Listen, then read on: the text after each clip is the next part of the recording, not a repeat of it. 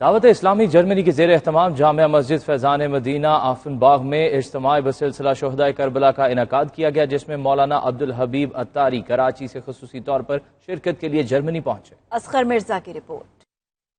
علی کا زیب زین زندہ ہے، فاطمہ کا چین زندہ ہے، نہ پوچھ وقت کی ان بے زبان کتابوں سے، جب سنو اذان تو سمجھو حسین زندہ ہے۔ جرمنی کے شہر آفنباغ میں واقع جامع مسجد فیضان مدینہ میں محرم الحرام کی نسبت سے ایک اجتماع بسلسلہ شہدائے کربلا منعقد کیا گیا، جس میں دور و نزدیک سے عاشقان اہل بیت کی بڑی تعداد نے شرکت کی۔ تلاوت کلام پاک اور نعت رسول مقبول صلی اللہ علیہ وسلم کے بعد کراچی سے خصوصی طور پر تشریف لائے دعوت اسلامی کے مرکزی مجلس شورا کے رکن مولانا عبدالحبیب عطاری نے واقع کربلا پر خصوصی بیان فرمایا۔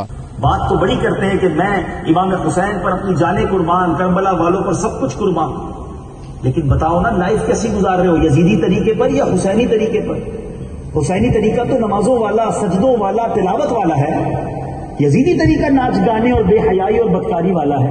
ادھر لالچ تھی نا کہ معاذ اللہ ان کو شہید کر دو تو تمہیں یہاں کی گورنری ملے گی، اتنے پیسے ملیں گے، لالچ، مال، ہوس، یہ سب ادھر تھا، یہ ہمارے دل میں کدھر سے آ گیا؟ شرکا سے خطاب کرتے ہوئے مولانا عبدالحبیب عطاری کا کہنا تھا، امام عالی مقام ہمیشہ اللہ کی رضا پر راضی رہے اور کبھی اپنی زبان پر شکوہ نہیں لائے۔ اللہ کی رضا اور اسلام کی سربلندی کے لیے اپنا سارا خاندان شہید کروا دیا، مگر آپ نے یزید کے ہاتھ پر نہ ہی بیعت کی اور نہ ہی خدا سے کوئی شکوہ کیا۔ کربلا کا پیغام امت مسلمہ کے لیے بڑا واضح ہے، اللہ کرے ہم اس کو سمجھنے والے بن جائیں۔ آج ہمارا ٹاپک بھی بیان میں یہی تھا کہ کربلا کی سرزمین ہمیں پیغام یہ دیتی ہے کہ جب مشکل آئے، پریشانی آئے تو اس پر صبر کیا جائے، باطل قوتوں کے سامنے سر نہ جھکایا جائے، اپنے دین پر کمپرومائز نہ کیا جائے، اور پھر کربلا کے میدان کا وہ سجدہ ہمیں پیغام دیتا ہے کہ نماز کسی حال میں نہ چھوڑی جائے۔ امام حسین کا سر اقدس نیزے پر قرآن کی تلاوت کرتا رہا، مسلمانوں کو تلاوت قرآن کرنی چاہیے۔ اللہ پاک اہل بیت اطہار کی اس قربانی کا صدقہ ہماری مغفرت فرمائے اور ان کی سچی غلامی ہمیں عطا فرمائے۔ مولانا عبدالحبیب عطاری کا مزید کہنا تھا کہ آج کا مسلمان پنجتن سے عشق اور محبت کا دعوے دار تو ہے، مگر اللہ کی طرف سے چھوٹی سی تکلیف اور آزمائش آتی ہے تو شکووں پر اتر آتا ہے۔ سب اللہ کی رضا پر راضی تھے، آج تھوڑے بیمار ہو جائیں، تھوڑے پیسے کم ہو جائیں، تھوڑا کاروبار میں لاس ہو جائے، تھوڑی جاب میں پرابلم ہو جائے، تھوڑے ویزا کے ایشوز آ جائے، کمپلین کمپلین کمپلین۔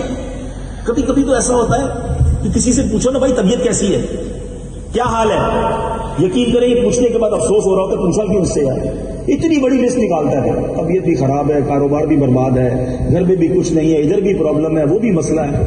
بندہ کہ یار زندگی میں اس کے کوئی سکھ نہیں دیا اللہ نے، کوئی شکر کا جملہ نہیں، کوئی اللہ کی مہربانی کی بات نہیں، ٹینشن، تکلیفیں، کمپلین۔ مجھے بتاؤ نا کہ جو لوگوں کو بتاتے پھرتے ہیں مجھے یہ مسئلہ، وہ مسئلہ، یہ پرابلم، کہ یہ بتانے سے پرابلم ٹھیک ہو جاتی ہے؟ ٹھیک نہیں ہوتی، مگر جو اجر، جو ثواب، جو نعمت آپ کو ملنی تھی وہ بھی ضائع ہو، بیماری بھی رہی، ثواب بھی چلا گیا۔ حالانکہ اللہ پاک قرآن کریم میں فرماتا ہے، اے انسان، اللہ بہتر جانتا ہے کہ تمہارے حق میں کیا اچھا اور کیا برا ہے، اس لیے مسلمانوں ہمیں ہر حال میں اللہ کی رضا پر خوش اور راضی رہنا چاہیے۔